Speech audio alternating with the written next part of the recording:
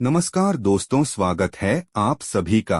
आइए सुनते हैं आज की शिक्षाप्रद कहानी।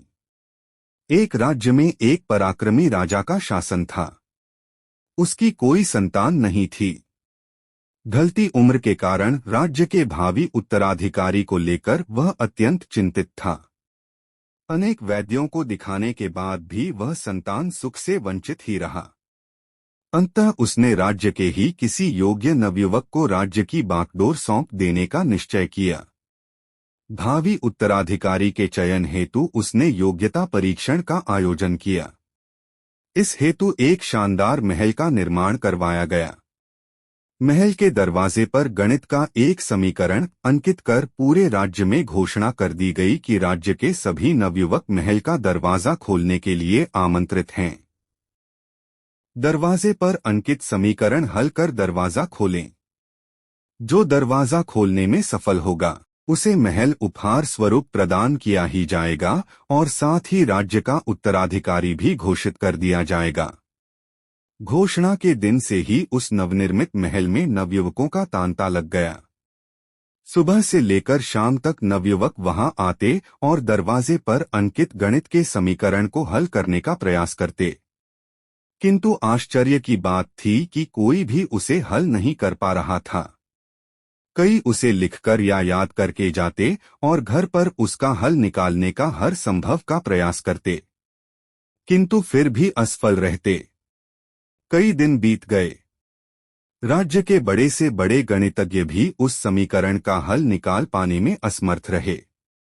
तब राजा ने दूसरे राज्यों के गणितज्ञों को आमंत्रित किया। दूसरे राज्य के गणितज्ञ आए और गणित का वह समीकरण हल करने लगे। जैसे जैसे दिन ढलता गया, एक एक करके गणितज्ञ वहां से जाते गए। अंत में मात्र 3 लोग शेष बचे।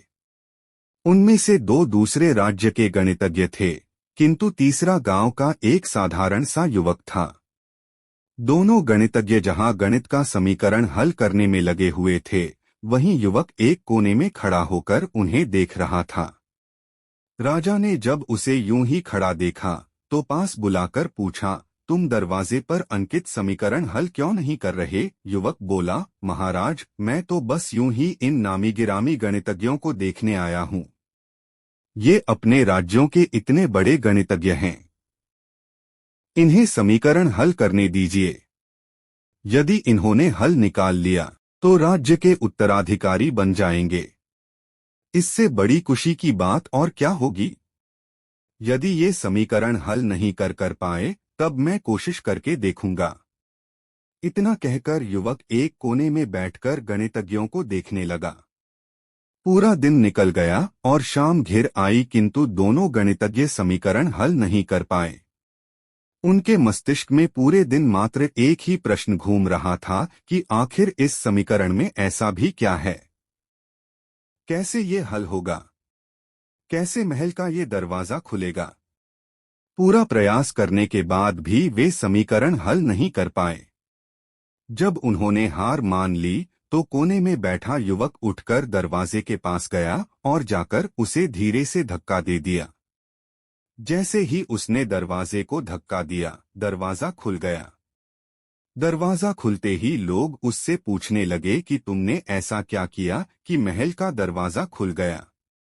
युवक बोला, जब मैं बैठकर सबको गणित का समीकरण हल करते देख रहा था तो मेरे दिमाग में विचार आया कि हो सकता है कि दरवाजा खोलने का कोई समीकरण ही न हो, इसलिए मैं गया और सबसे पहले जाकर दरवाजे को धक्का दे दिया। दरवाजा खुल गया। दरवाजे खोलने का कोई समीकरण था ही नहीं। उसका उत्तर वहां उपस्थित राजा ने भी सुना और बहुत प्रसन्न हुआ। उसने युवक को वह महल भी दिया गया और राज्य का भावी उत्तराधिकारी भी घोषित किया।